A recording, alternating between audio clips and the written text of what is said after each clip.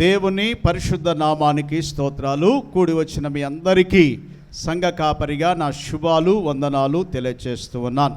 ఈరోజు మన మధ్యకు వచ్చిన హైదరాబాద్ నుండి మసూదన్ గారికి వారిని ఒకసారి లేచి నిలబడండి. కుటుంబం అంతా కూడా మరి అనుకోని రీతిగా వారు నిన్నటి దినమందు ఒక కార్యక్రమానికి వచ్చారు. మరి దేవుడు మన ఆరాధనకు నడిపించారు. అందరూ చప్పట్లు కొడుతూ వారిని అభినందిద్దాం.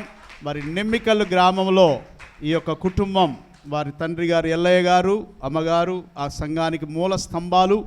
ఈరోజు నెమ్మికల్లో చర్చి ఉందంటే మరి వారు ఎంతో సహకరించారు. వారి తల్లిదండ్రులు ఎంతో సేవ చేశారు అక్కడ. మరి ఇప్పటికీ వారి తండ్రి గారు మంచి యవనుడుగా ఉంటాడు. మరి వారు ఎల్లయ్య గారు, దేవుడు ఆ బిడ్డను దీవించి ఆయుష్ పెంచాడు. మరి మసూదన్ గారికి మంచి ఉద్యోగం దేవుడిచ్చాడు. ఇచ్చినటువంటి కుమారుడు కుమార్తెలను బట్టి మీకు దేవునికి వందనాలు. దేవుడు వారిని వారి కుటుంబాన్ని దీవించి ఆశీర్వదించును గాక. కూర్చోండి. Thank you. ఈ సమయంలో కొద్ది నిమిషాలు దేవుని వాక్యాన్ని ధ్యానం చేసుకుందాం. మరి దేవుని బిడ్డలారా, ఇప్పటి వరకు పాటల ద్వారా స్తుతి ఆరాధన ద్వారా దేవుని నామాన్ని గణపరిచాం. ఈరోజు మనందరం కూడా 8 నెలలు దాటి 9వ నెల అడుగుపెట్టాం. 2025వ సంవత్సరానికి 9వ నెల వచ్చింది. హల్లెలూయా. ఏ నెల అండి? 9వ నెల. చాలామంది స్త్రీలు వాడుతూ ఉంటారు, అలాగే డాక్టర్స్ చెబుతూ ఉంటారు. వారు ప్రెగ్నెన్సీగా ఉన్నప్పటి నుంచి, స్టార్ట్ అయినప్పటి నుంచి నీకు ఏ మంతు ఏ నెల అంటారు. ఆఖరికి వస్తూ వస్తూ వస్తూ ఏ నెల వస్తుంది? 9వ నెల వస్తుంది. ఈ 9వ నెల అయిపోగానే 9వ నెలల్లోనే కాయ పండ, మరి ఏదో కొడుక బిడ్డ, ఇలాగూ మనందరికీ తెలుసు. అంటే ఇది ఒక చివరి అనగా ఒక ఆశీర్వాదపు నెల, ఒక దీవెనకరమైన బహుమానాన్ని ఇచ్చే నెల. దేవుడు మన చేతిలో కొన్ని వాగ్దానాలు పెట్టాడు. ఈ సంవత్సరం 2025లో వ్యక్తిగతంగా మనము 31వ తారీఖు నైటు ఆల్ నైట్ ప్రేయర్లో ఆ నూతన సంవత్సరాన్ని ఎదుర్కొనేటప్పుడు చిన్న చిన్న స్ట్రిప్ల మీద వాగ్దానాలు తీసుకుంటాం. మన ఇంట్లో ఎంతమంది ఉంటే వాళ్ళకి తీసుకుంటాం. సంఘానికి కూడా దేవుడు ఒక వాగ్దానాన్ని ఇస్తాడు. ఈ వాగ్దానము మరి దేవుని బిడ్డలారా పురుడు కట్టాలంటారు. అంటే గర్భిణితో ఉంది సంఘం అంటే ఏదో ఒకటి కనాల. హల్లెలూయా. ఆ వాగ్దానము చేత నువ్వు దీవించబడాలా. దీవించబడే సమయమే 9వ నెల. అందరూ ఒకసారి దేవునికి స్తోత్రాలు చెప్దాం. నీ ఆ యొక్క వాగ్దానానికి దీవెనకరంగా వచ్చే ఆ వాగ్దానాన్ని మరి నీ జీవితంలో అమలుపరిచే నెల 9వ నెల. ఈ యొక్క సంవత్సరానికి ఇంకా 3 మాసాలు ఉన్నాయి. ఈ 3 మాసాలు వెళ్ళకముందే ఈ 9వ నెలలోనే నీ వాగ్దానాలన్నీ నెరవేర్చబడును గాక. అందరం ఆమేన్ చెప్దాం. ఒక్కసారి రిమైండ్ చేసుకోండి మీ వాగ్దానం ఏంటో. దేవుడు మీకు ఇచ్చినటువంటి వాగ్దానం ఇప్పటి వరకు నెరవేరిందా లేకుంటే నెరవేరలేదా? ఇప్పుడు నీవు నేను మనందరం కూడా ప్రసవించే సమయం ఇది, డెలివరీ అయ్యే సమయం ఇది, వాగ్దానాన్ని డెలివరీ చేసే సమయం ఇది. దేవుని బిడ్డలారా, అందుకే ఎబ్బేజ్ అనే భక్తుడు దేవునికి ప్రార్థన చేస్తున్నాడు. ఆ ప్రార్థనే ఈరోజు మనము చదువుకున్నాం. దేవుని బిడ్డలారా, చదువుకుందాం. 4వ అధ్యాయం, మొదటి దినవృత్తాంతములు 4వ అధ్యాయము 9వ వచనం చదువుకుందాం. ఎబ్బేజు తన సహోదరుల కంటే ఘనము పొందినవాడై ఉండెను. అందరూ ఒకసారి దేవునికి స్తోత్రాలు చెప్దాం. ఈ యొక్క మాటకు ఎంత ప్రాధాన్యత ఉందో మనకు అర్థమవుతుంది. ఈ మాట చదివినప్పుడు మనం కూడా తోబుట్టులైన అన్నదమ్ములు అక్క చెల్లెలను కలిగి ఉంటాం, బంధువులను కలిగి ఉంటాం, ఇరుగు పొరుగు వారిని కలిగి ఉంటాం, సంఘంలో చాలామంది సహోదరులను కలిగి ఉంటాం. దేవుని బిడ్డలారా, ఎబ్బేజు విషయంలో చాలా ప్రత్యేకత ఉంది.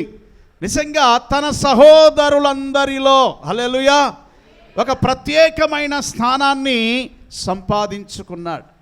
దేవుని ఘనత పొందాడు. ఇప్పుడు మన రాష్ట్రాన్ని పరిపాలిస్తున్న ముఖ్యమంత్రి వర్యులు రేవంత్ రెడ్డి గారు. దేవుని బిడ్డలారా, ఆయన మరి వేరే పార్టీలో గతంలో తెలుగుదేశంలో పనిచేశారు. మళ్ళీ కాంగ్రెస్కు రాగానే అతనికి ఒక ప్రత్యేకమైన స్థానం వచ్చింది. పిసిసి అధ్యక్షుడిగా ఉండి ఆ పార్టీని బలోపేతం చేసి ఎంతో కష్టపడ్డాడు. ఆ కష్టానికి ఫలితంగా కాంగ్రెస్ ప్రభుత్వాన్ని తీసుకొచ్చింది. ఇప్పుడు ఆ కష్టానికి ఫలమే ఆయన ఏం చేస్తున్నాడు? సీఎంగా ఉన్నాడు, ముఖ్యమంత్రిగా ఉన్నాడు. హల్లెలూయా. ప్రతిదీ కూడా గ్రహించండి. కష్టపడకుండా మనం ఏది సాధించలేం, పని చేయకుండా ఏది పొందుకోలేం. ఇక్కడ ఎబ్బేసు గురించి రాయబడుతున్న మాట, అతని సహోదరులందరికంటే, తన కుటుంబ సభ్యులందరికంటే, తన తోబుట్టులందరికంటే, తనకున్న బంధువర్గం అంతటికంటే, తన పాలివారందరికంటే ఏమై ఉన్నాడు? ఘనము పొందినవాడైనాడు. హల్లెలూయా. ఈరోజు ఇక్కడ కూర్చున్న మనందరం కూడా మన పాలివారందరికంటే, హల్లెలూయా, మన సహోదరులకు అందరికంటే దేవుడు ఏమిచ్చాడు? మనకు ఘనత ఇచ్చాడు. దేన్ని బట్టి వచ్చింది ఆ ఘనత? అందరు చెప్పాలి, దేన్ని బట్టి వచ్చింది ఆ ఘనత? దేవుణ్ణి బట్టి వచ్చింది. దేవుని బిడ్డలు ఒక ప్రత్యేకమైన స్థానాన్ని దేవుడు నీకు ఇచ్చాడు. ఒక్కసారి నువ్వు కూడా రిమైండ్ చేసుకో. నీ అన్నదమ్ముల్లో నువ్వు ఎలాగున్నావు? నీ అక్క చెల్లెల మధ్యలో నీవు ఎలాగున్నావు? దేవుని బిడ్డల నీ పాలివారి మధ్యలో నీ కుటుంబం ఎలాగుంది? నీ ఆరోగ్య పరిస్థితి ఎలాగుంది? నీ ఆర్థిక పరిస్థితి ఎలాగుంది? నీ ఆశీర్వాదపు మరి పరిస్థితులు ఎలాగున్నాయి? ఒకసారి ఆలోచిస్తే నువ్వు యేసయ్య నామాన్ని ఎరిగిన బిడ్డవు గనక, యేసయ్య నామాన్ని తలపోసుకుంటున్నావు గనక, యేసయ్య బిడ్డగా మారు మనసు పొంది రక్షించబడ్డావు కనుక వారందరిలో దేవుడు నీకేమిచ్చాడు? ఘనత ఇచ్చాడు. అందరూ దేవునికి స్తోత్రాలు చెప్దామండి. దేవుని సంగమా, ఇక్కడ కూర్చున్న ప్రతి ఒక్కరు కూడా మరి మన యొక్క యేసుపాదం గారు, మాకు చెల్లె బుజ్జి ఉన్నది, వారి కుమారుడు జాన్ పాల్ మరి ఇక్కడ ఉన్నప్పుడు చాలా వరకు ఆయన తల్లిదండ్రుల మాట కూడా వినలేదు. అలాగే సంఘ కాపరిగా మరి నేను కూడా ఒక మేనమావంగా ఎన్నోసార్లు ఆయనకు చెప్పేవాడిని, అయ్యా నువ్వు మంచిగా స్థిరపడాలా, బలపడాలా, నువ్వు ఒక దీవెనకరంగా మారిపోవాలా. నిజంగా ఏమైందో తెలియదు, దేవుడు ఏదైనా చేయగలడండి. ఈరోజు వేరే దేశంలో విమానం ఎక్కిపోయి ఉద్యోగము చేస్తున్నాడు. ఏదైనా చేయగలడు. అందరు చెప్పాలి, ఏదైనా. నీ స్థితిని మార్చగలడు దేవుడు. నువ్వు అనుకుంటున్నావు నా స్థితి ఇంతే, నా పరిస్థితి ఇంతే, నా జీవితం ఇంతే, నా జీవితంలో నేను ఇక బాగుపడలేను, ఆ ఉద్యోగము వ్యాపారం అనేది నాకు రాదేమో, నేను ఇక ఇల్లు కట్టలేనేమో, ఇక పెళ్లి చేయలేనేమో, ఇంకా నా స్థితిగతులన్నీ ఈ అనారోగ్యంగానే ఉంటాయేమో అని నువ్వు నేను అనుకుంటూ బాధపడతాం. కానీ దేవుని నామమును ఎరిగిన బిడ్డలంట ఎబ్బేజు వలె ఘనత పొందుతారు. హల్లెలూయా. ఆ ఘనత పొందినటువంటి ఎబ్బేసు ఏ పరిస్థితిలో తల్లి తనను కన్నదో చూద్దాం. చదవండి. వేదన పడి ఇతనిని కంటిని. అందరు చెప్పండి, ఎలాగన్నదంట? స్త్రీలు మీ అందరికీ తెలుసు, ప్రసవ సమయంలో, డెలివరీ సమయంలో మీరు ఎంతగా ఆ ప్రసవ వేదన పడతారో, పురిటి నొప్పులు అనుభవిస్తారో స్త్రీలకు తెలుసు, బిడ్డలు కన్నవారికి. ఆ తల్లి ఆ సందర్భంగా చెప్పట్లేదు, ఆమె పురిటి నొప్పులతో నేను తను కన్నాననే మాట లేదు, కానీ నేను ఒక వేదనతో, అంటే ఆమె గర్భిణిగా ఉన్నప్పుడు, ఆమె నిండు చూలాలుగా ఉన్న సమయంలో కూడా ఆమె చాలా దీనురాలు, పేదరాలు. ఆమెకి ఏమీ లేదండి, ధనము లేదు, భోగభాగ్యాలు లేవు. చాలా కఠినమైన పరిస్థితిలో, ఆ యొక్క కరువు పరిస్థితిలో, ఆ యొక్క పేదరికంలో ఆ గర్భిణితో ఉండి, దేవుని బిడ్డలారా, యేసు ప్రభుకు మరి మరియా జన్మనిచ్చింది. మనందరికీ తెలుసండి. ఆమె కూడా యేసు ప్రభును కనడానికి ఎన్నో తిప్పలు పడింది. ఆమె పురిటి నొప్పులతో పాటు ఆయనను కనడానికి సరైన స్థలము లేదు, ఇల్లు లేదు. ఇప్పుడైతే హాస్పిటల్స్ వచ్చాయి. దేవుని బిడ్డలారా, అక్కడ ఆ గ్రామంలో బెత్లెహేములో సత్రములో కూడా ఏమీ లేదు, స్థలము లేనందున పశువుల పాక, అంటే అంత దయనీయ పరిస్థితి, అంత పేదరికం, అంతగా మరి కనీసము డెలివరీ కావడానికి కూడా సమయము, అలాగే స్థలము లేని పరిస్థితిలో మరియా యేసు ప్రభుని లోకానికి ఇచ్చింది. హల్లెలూయా. వేదనతో ప్రభువును కన్నదామా. అలాగే ఎబ్బేజు తల్లి కూడా కనడానికి వసతి లేని పరిస్థితి. ఒక్కోసారి మన పరిస్థితులు కూడా అలాగ దారి తీస్తాయి.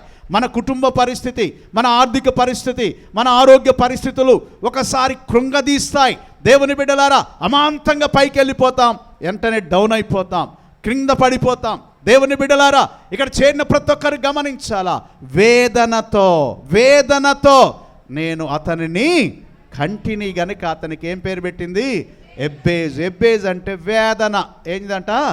అతన్ని చూచిన వాళ్ళల్లా వేదన అంటే వీడు పేదవాడు, వీడు ఎందుకు పనికిరాని వాడు, వీడు ఏ మాత్రమో పనికొచ్చేవాడు కాడు అన్న పరిస్థితిలో అతన్ని చూస్తూ ఉన్నారు. కనుకనే దేవుడు అతన్ని ఏం చేశాడు? అతని సహోదరులందరిలో ఘనముగా ఎంచాడు. అందరూ ఒకసారి దేవునికి స్తోత్రాలు చెప్దామండి. నిషేధించిన రాయి ఏమైపోద్దంట? మూలకొక తలరాయి అయిపోద్ది.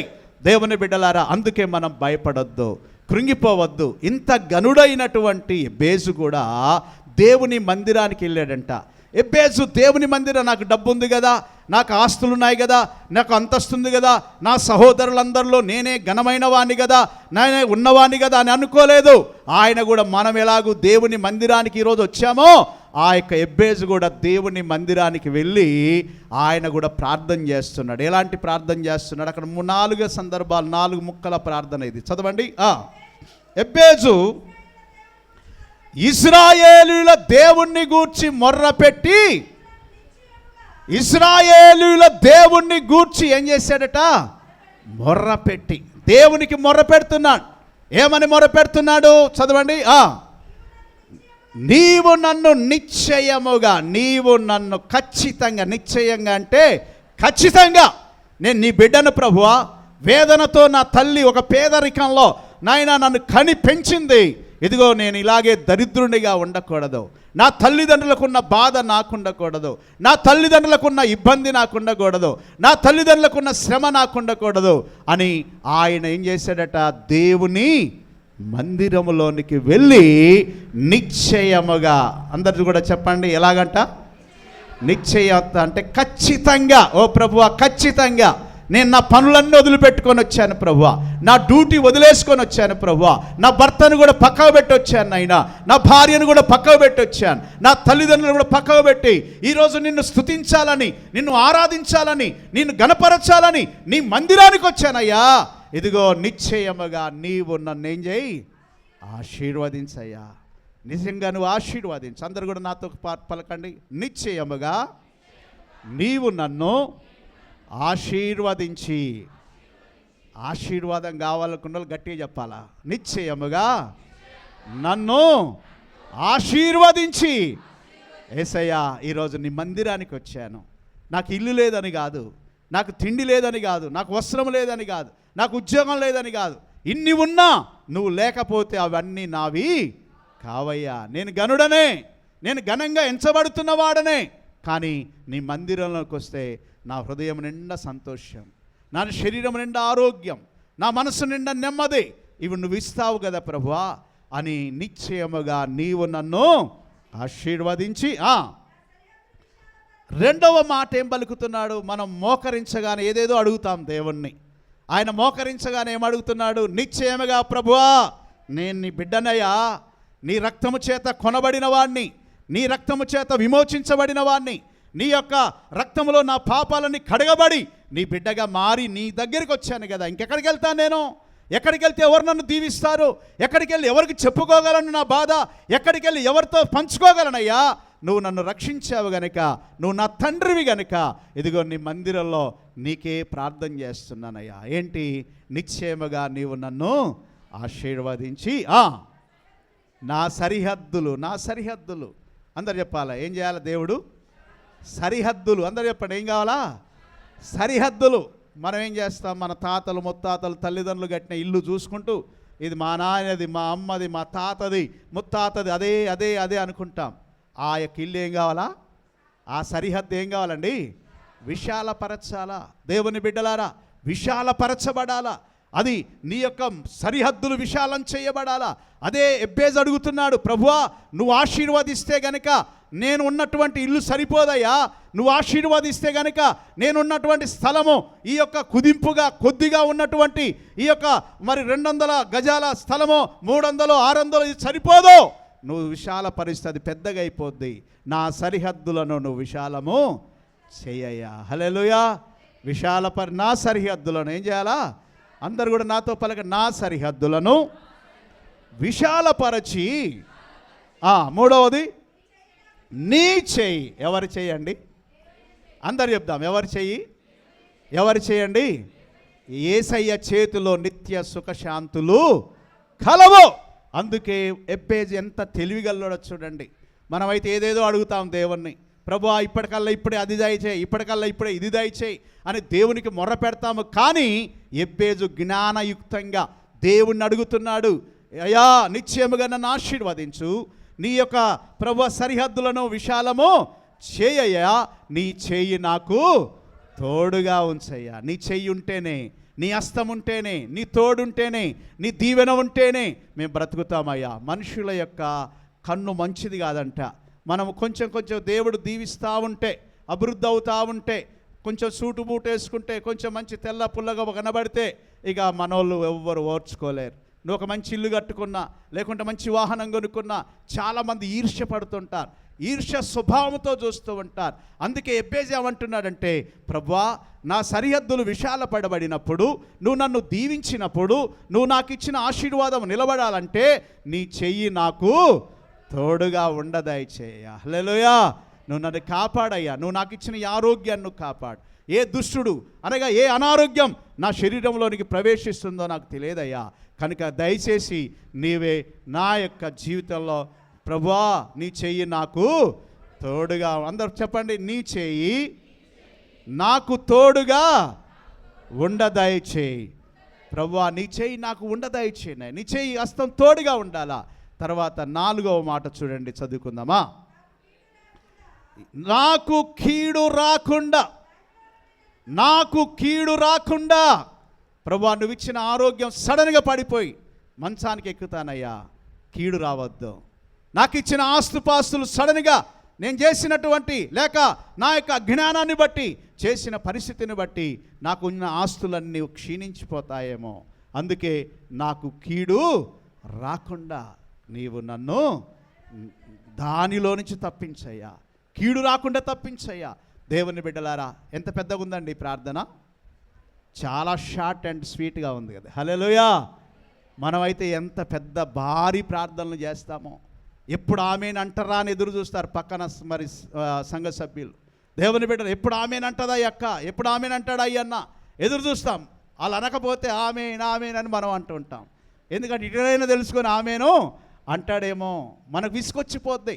దేవుని బిడ్డలారా, నువ్వు చేసే చిన్న ప్రార్థన, ఈ చిన్న మనవి దేవుని దగ్గరికి చేరి ఎబ్బేజు వలె దేవుడు నిన్ను దీవిస్తాడు. కనుక ఈరోజు ఈ యొక్క ప్రార్థన నేర్చుకున్న మనం ప్రతిరోజు మన జీవితంలో దేవుని పిల్లలుగా లేవగానే రేయి మొదటి జామున ప్రభువా నిశ్చయముగా నీవు నన్ను ఆశీర్వదించయ్యా, ఇదిగో ప్రభువా నా సరిహద్దులను విశాలం చేయయ్యా, అలాగే నీ చేయి నాకు తోడుగా ఉంచయ్యా, అలాగే ప్రభువా ఏ కీడు రాకుండా చేయండి నాయన. హల్లెలూయా. దేవుని బిడ్డలారా, ఈ కింద చర్చ్ ఉండేది వరకు మనం అన్నీ కూడా పోర్షన్స్ రూమ్స్ చేసాం. మరి ఎప్పుడు వచ్చిన వాళ్ళందరూ కూడా చాలా వరకు ఏందయ్యగా రైలు పెట్టి ఉన్నట్టుంది, మీ ఇల్లు ఎలాగుంది, ఆడ నిలబడితే వరుసగా దర్వాజలన్నీ కనబడుతున్నాయని ఒకళ్ళు అంటారు. హల్లెలూయా. మరి నేను లోబడి తీసుకెళ్ళి భరించలేక ఇదిగో మా స్థలం కొద్దిగా విశాలము చేయబడింది. ఎందుకంటే నాకు 4 పిల్లలు ఉన్నారు, అలాగే అందులో 2 మగ పిల్లలు ఉన్నారు, 2 ఆడపిల్లలు ఉన్నారు. ప్రస్తుతానికైతే ఇదిగో ఎవరి పోర్షను వాళ్ళకి ఇంకా పెళ్ళిళ్ళు కాలేదు, కానీ ఇప్పటికే రెడీగా సిద్ధపరిచి 3 కిచెన్లు ఉంటాయండి. ఈ నుంచి చూస్తే తల్లిదండ్రులకు ఒక కిచెన్, 2 కొడుకులకు కూడా ఒక కిచెన్, తల్లిదండ్రులకు బిడ్డలకు కలిపి ఒక మరి కిచెన్. అంటే ఈ 3 తలంపులతోనే నా సరిహద్దులు ఏం చేయి, రేకుల ఇంట్లో ఉన్నాం, అక్కడి నుంచి ఇళ్ళకి వచ్చిన తర్వాత ఏమైపోయింది మన సరిహద్దు, ఒక్క దాంట్లో ఒక్క డబుల్ బెడ్రూమ్లో ఇంతమంది ఉండగలమా? ఉండలేము. దేవుని బిడ్డల సరిహద్దు ఏం కావాలా? సరిహద్దు విశాలం చేయబడాలా. ఆ విశాలము చేయబడిన సరిహద్దు దేవుడి చెయ్యుంటేనే కాపాడబడుతుంది. హల్లెలూయా. మరి దాని కొరకు ఆ సరిహద్దుల్లో ఉన్న వాళ్ళు ఏం చేయాలి? రోజు ప్రార్థన చేసుకోవాలి. ప్రభువా ఈ సరిహద్దులో మేమున్నాం, మా సరిహద్దులు కూడా నువ్వేం చేయి, విశాలపరచయ్య. మాకు కూడా సరిపోదు, మాకు పెళ్ళిళ్ళై మాకు పిల్లలైతే ఈ డబుల్ బెడ్రూము సరిపోదయ్యా, మా సరిహద్దులు కూడా ఏం కావాలా? విశాలం కావాలి. అలాంటిగా ఎబ్బేజు దేవునికి మొర్ర పెడుతూ ప్రార్థన చేస్తున్నాడు. ఇక్కడ చేరిన మనందరం కూడా ఇది శరీర సంబంధమైన మెటీరియల్ బ్లెస్సింగ్స్ దేవుని బిడ్డలారా. అలాగే ఆత్మ సంబంధమైన మనకు కూడా దేవుని బిడ్డలముగా ప్రభువా మా సరిహద్దులను విశాలము చేయ, మా యొక్క ఆత్మీయ జీవితాన్ని వర్ధిల్ల చేయి. పాటలు పాడే విషయంలో, ప్రార్థించే విషయంలో, వాక్యం బోధించే విషయంలో, దేవునికి అనుకూలంగా ఉన్న విషయంలో ప్రభువా నీకు అనుకూలంగా మమ్మల్ని మార్చయ్యా. ఏదైనా నువ్వు చేయగలవు. ఇంతసేపు పాట పాడుకున్నాం, ఆరాధన చేసుకున్నాం. దేవుని బిడ్డలారా, మన కథ మొత్తము మారింది. ఎబ్బేజు కథ ఏమైపోయింది? తల్లి దీనురాలు, వేదన పడ్డది, చాలా ఇబ్బంది పడ్డది, చాలా కష్టపడ్డది, పేదరికంలో తనను కన్నది, చాలా కఠినమైన బాధలో తనను కన్నది. ఆ కన్న విషయాలన్నీ కూడా అతను జ్ఞాపకం చేసుకుంటూ, ప్రభువా నా తల్లి వేదనతో నన్ను కని నాకు అసలు పేరే ఏం పేరు పెట్టింది? వేదన అని పెట్టింది. ఎవరు చూసినా ఏందిరా నీకు ఒక పేరు పెట్టారు. కొంతమంది ఇదేం పేరు అంటారు, ఇదేం పేరుని మీకు పెట్టారు? ఆ తల్లి అసలే ఆయనకి ఏం పేరు పెట్టింది? వేదనలో ఇతనిని కంటిని గనక ఎబ్బేజు అనే పేరు పెట్టబడింది. దేవుని బిడ్డలారా, ఎబ్బేజు అనే పేరు కథ ఏమైపోయిందండి? వేదన అనే కథ ఏమైపోయింది? మార్చబడింది. ఎలాగ మార్చబడింది? దేవా నువ్వు దీవించింది శాశ్వతంగా ఉండటానికి ఏ కీడు రాకుండా నీవు నన్ను కాపాడయ్యా. అందుకే యాకోబు కూడా ఒక ప్రార్థన చేస్తున్నాడు. చదువుకుందాం. 32వ అధ్యాయము యాకోబు ఆదికాండము 32వ అధ్యాయం 26వ వచనం 27వ వచనం అట్లా చదవండి. ఆయన తెల్లవారుచున్నది గనక నన్ను పోనిమ్మని నన్ను ఆశీర్వదించితేనే గాని నిన్ను పోనివ్వను. హల్లెలూయా. యాకోబు ఎబ్బేకు రేవు దగ్గర ప్రార్థన చేస్తున్నాడు. ఓ ప్రభువా, చూడండి, దేవునితో పెనుగులాడుతున్నాడు, దేవునితో పోరాటం చేస్తున్నాడు, దేవునితో పెనుగులాడుతుంటున్నాడు. ప్రభువా నిశ్చయముగా నువ్వు నన్ను నువ్వు ఆశీర్వదిస్తేనే కానీ నేను నిన్ను వదిలిపెట్టను, నువ్వు ఆశీర్వదిస్తేనే కానీ నేను నిన్ను విడువనని రాత్రంతా ఎవరితో పెనుగులాడాడండి? అందరు చెప్పాలి. రాత్రంతా ఎవరితో పెనుగులాడాడు? దేవునితో. పెళ్ళైన తర్వాత దంపతుల విషయంలో తల్లిదండ్రులు, ఇరుపక్షాల తల్లిదండ్రులు ఎదురు చూస్తారు. ఒక 2 నెలలు, 3 నెలలు, 4 నెలలు, 5 నెలలు కాగానే వాళ్ళ నుండి ఏదో ఒక ఎక్స్పెక్టేషన్ చేస్తారు, అడుగుతారు. స్నేహితులు అడుగుతారు, బంధువులు అడుగుతారు, పాస్టర్ గారు అడుగుతారు, అమ్మా ఏమైనా విశేషాలు ఉన్నాయా అంటారు. ఏ విశేషాలు లేకపోతే బాధపడుతూ ఉంటారు. అడిగిన వాళ్ళకు ఒక బాధ. మొన్న పద్మరావు అన్న ఒక సహోదరుడు ఇంటికి వస్తే అడిగిండంట. ఆయనకు తెలియదు ఆయనకు పిల్లలు లేరనే బాధ. ఆయనకు పిల్లలు లేరనే విషయం తెలియక, బాబు మరి మీ పిల్లలు బాగున్నారా అన్నాడంట. అనగానే ఆ విన్న వ్యక్తిలో నుండి ఎక్స్ప్రెషన్ ఎలాగైందంట, కంటి నిండా నీళ్ళు వస్తున్నాయంట. అంకుల్ నేనేం చెప్పాలో అర్థం కావట్లే, ఇదిగో నేను ఒక సేవకుని కొడుకునే, కానీ ఎందుకో మాకు దేవుడు సంతానాన్ని ఇవ్వలేదు అంకుల్. అయ్యో బాధపడకు బ్రదర్, బాధపడకు నాన్న, దేవుడి చిత్తంలో లేదేమో ఉందేమో. అప్పుడు చూడండి ఎంత బాధో దేవుని బిడ్డలారా. అలాగే ఇక్కడ దేవుని వాక్యంలో ఈ 9వ నెలకు వచ్చాం మనం. ఈ 9వ మాసంలో నువ్వు పురిటి నొప్పులతో ఉన్నావు. దేవుని కొరకు కొన్ని ఆత్మలు ప్రభు సన్నిధిలో సంపాదించాలా. హల్లెలూయా. ఈ 9వ నెలలో రిలీజ్ కావాలా, డెలివరీ కావాలని ఆశీర్వాదం, దేవుడిచ్చే శాశ్వతమైన జీవం, దేవుడిచ్చే నీ యొక్క ఆరోగ్యం మంచిగా చేయబడాలా. దేవుని బిడ్డలారా, ఇది ఒక మంచి నెల. ఇది 9వ నెల దేవుడు మనకు అనుగ్రహించాడు. దేవుని ఆశీర్వాదాలు నెరవేర్చే నెల, దేవుని ఆశీర్వాదాలను అది మనము క్రియారూపకంగా అనుభవించే నెల. దేవుని బిడ్డలారా, ఒక సంతోషాన్ని ఇచ్చే మాసం ఇది. ఇంకా 3 మాసాల్లో 2026లో అడుగు పెట్టబోతున్నాం. హల్లెలూయా. అడుగు పెట్టక ముందే దేవుని బిడ్డలారా, నిన్ను ఎవరో ఆత్మీయుడో, స్నేహితుడో, బంధువుడో అడుగుతారు 2026లో విశేషమేంటి, విశేషమేంటి, నువ్వు ఏ విధంగా దీవించబడ్డావు, ఏ విధంగా ఆశీర్వదించబడ్డావు, ఏ విధంగా నీ యొక్క విద్యలో, చదువులో, ఉద్యోగంలో, వ్యాపారంలో మరి నువ్వు ఏ విధంగా దీవించబడ్డావు అడిగినప్పుడు మన దగ్గర ఏం ఆన్సర్ లేకపోతే అది దీవెన కాదు. హల్లెలూయా.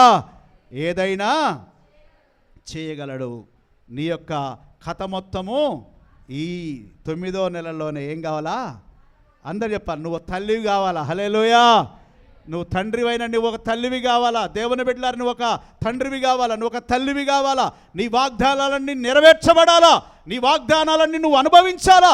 2026లో నువ్వు చెప్పాలా, దేవుని కృపచేత 9వ నెల సెప్టెంబర్లోనే దేవుడు నన్ను దీవించాడు. అందరూ ఒకసారి దేవునికి స్తోత్రాలు చెప్దాం. ఈ 9వ నెలలోనే నా జీవితానికి ఒక మార్గాన్ని ప్రభు చూపించాడని ధైర్యంగా చెప్పాలా? ఒకవేళ అద్భుతం జరగలేదా? యాకోబు అంటున్నాడు, ఓ ప్రభువా, నీవు నన్ను ఆశీర్వదించితేనే గాని నేను నిన్ను విడువనయ్యా, వదిలిపెట్టను.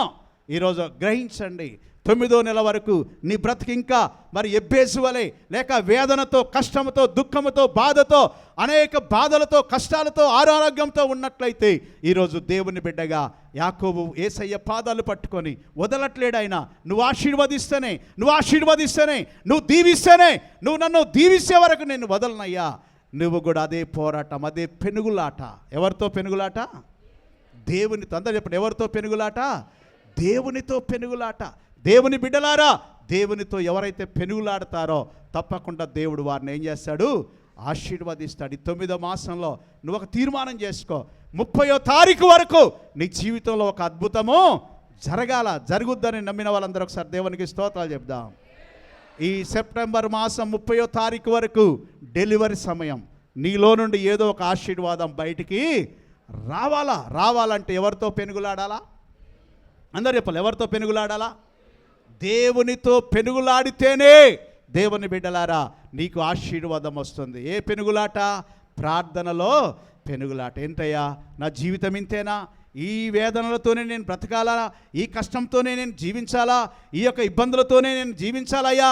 దయతో ఒక్కసారి నన్ను కనికరించి నిశ్చయముగా నీవు నన్ను ఆశీర్వదించయ్యా, నా సరిహద్దులను విశాలము చెయ్యయ్యా, నీ చెయ్యి నాకు తోడుగా ఉంచయ్యా, ఏ కీడు రాకుండా నన్ను కాపాడయ్యా, తప్పించయ్యని యేసయ్య పాదాలు వదలకుండా నువ్వు గనక ఈ నెలలో దేవునితో పెనుగులాడితే తప్పకుండా దేవుడు యాకోబు వలె నిన్ను నన్ను ఆశీర్వదిస్తాడు. హల్లెలూయా, దీవిస్తాడు. దేవుని బిడ్డల ఆఖరు వచ్చిన చదువుకు ముగించుకుందాం.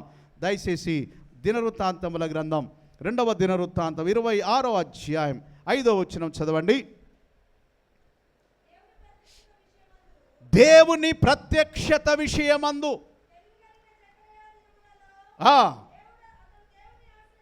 అతడు దేవుణ్ణి ఆశ్రయించెను. అతడు యెహోవాను ఆశ్రయించినంత కాలము దేవుడు అతన్ని ఏం చేసుకుంటూ వచ్చాడట? దేవుణ్ణి అతడు యెహోవాను ఆశ్రయించినంత కాలం. అందరు చెప్పండి, ఎవరిని ఆశ్రయించాలా? దేవుణ్ణి ఆశ్రయించినంత కాలం ఏమవుతుంటూ వస్తాం? అందరు చెప్పలే, ఏమవుతుంటూ వస్తాం? వర్ధిల్లుచూ వస్తాం. అందరూ కూడా దేవునికి స్తోత్రాలు చెప్దామండి. అతడు యెహోవాను ఆశ్రయించినంత కాలము ఏం చేసుకుంటూ వచ్చాడు? దేవుడు అతనిని వర్ధిల్ల చేసుకుంటూ వచ్చాడు. ఈరోజు నిన్ను నన్ను వర్ధిల్ల చేయాలంటే ఎవరిని ఆశ్రయించాలా? దేవుణ్ణి ఆశ్రయించాలా, దేవుణ్ణి గణపరచాలా, దేవుణ్ణి స్తుతించాలా, దేవుణ్ణి మహిమపరచాలా. ప్రతి వారం కూడా అప్పుడప్పుడు మనం ప్రశాంతుని జ్ఞాపకం చేసుకుంటాం. మరి లోకంలో ఉన్నంతకాలం అతని జీవితంలో ఏ అద్భుతమో జరగలే. ఎప్పుడైతే యెహోవాను ఆశ్రయించాడో దేవుడు అతని హృదయవాంఛ తీర్చి వేరే దేశానికి వెళ్ళే భాగ్యాన్ని ఇచ్చాడు. దేవుని బిడ్డలారా, ఇక్కడ చేరిన మనందరం కూడా దేవుడు నీకు నీ హృదయంలో ఏ కోరిక పెట్టాడో, ఏ వాగ్దానం ఇచ్చాడో, ఆ వాగ్దానం నెరవేర్చబడాలంటే నీవు నేను మనందరము ఎవరిని ఆశ్రయిద్దాము? దేవుణ్ణి ఆశ్రయించినంత కాలం అతడు ఏమవుతుంటూ వచ్చాడు? వర్ధిల్లుతూ వచ్చాడు. మనం కూడా దేవుణ్ణి ఆశ్రయిద్దాం. తలలు వంచండి, ప్రార్థన చేసుకుందాం. దేవుని బిడ్డలారా, ఈరోజు దేవుని వాక్యాన్ని మనం విన్నాం. ఎబ్బేజు గురించి ధ్యానం చేశాం. ఎబ్బేజు కూడా ఒక సామాన్యమైన మనిషే. తన తల్లి తనను వేదనతో కన్నది, కష్టకాలములో కన్నది, ఒక కూలి చేసుకుంటూ అతన్ని గర్భంలో ఉంచుకొని కన్నది, ఒక పేదరికములో కన్నది. నీ తల్లిదండ్రులు కూడా అలాగే మనల్ని కని ఉండొచ్చు. వాళ్ళు కనినంత మాత్రాన మనం అలాగే పేదవాళ్ళగా లేము. దేవుని బిడ్డలారా, ఎబ్బేజైతే ఆయన తన సహోదరులందరిలో, తన కుటుంబ సభ్యులందరిలో, తనకున్న బంధువులందరిలో ఘనమైన వాడుగా, ఒక గనుడుగా, ఒక ఘనమైన వ్యక్తిగా పేరు పొందుకొని ఆ ఘనత ఉన్నప్పటికీ మందిరానికి వెళ్ళి, వా నిశ్చయముగా నువ్వు నన్ను ఆశీర్వదించు, నిశ్చయముగా నన్ను ఆశీర్వదించు అయ్యా. నా సరిహద్దులు విశాలం చేయి, నీ చెయ్యి నాకు తోడుగా ఉంచయ్యా ప్రభువా. ఏ కీడు రాకుండా నన్ను, నా బిడ్డలను, నా కుటుంబాన్ని నువ్వు కాపాడయ్యా. నన్ను చూచి ఓర్వలేని సాతానుడున్నాడు, గర్జించు సింహం వలె నా ఆశీర్వాదానికి, నా దీవెనకు ఆటంకంగా ఉన్నాడు. దయతో కనికరించు ప్రభువా, కృప చూపించు నాయనా. మీరే సహాయం చేయి ప్రభువా. ఒక్కసారి నన్ను కనికరించయ్యా, నన్ను కనికరించయ్యా.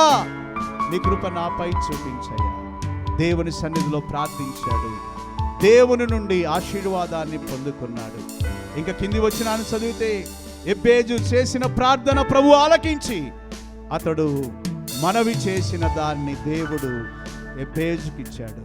ప్రార్థన చేసుకుందాం, ప్రార్థించుకుందాం. ఈ సమయంలో దేవుడు మన ప్రార్థన ఆలకించి మనకు సహాయం చేయనట్లు చిన్న ప్రార్థన చేసుకుందాం.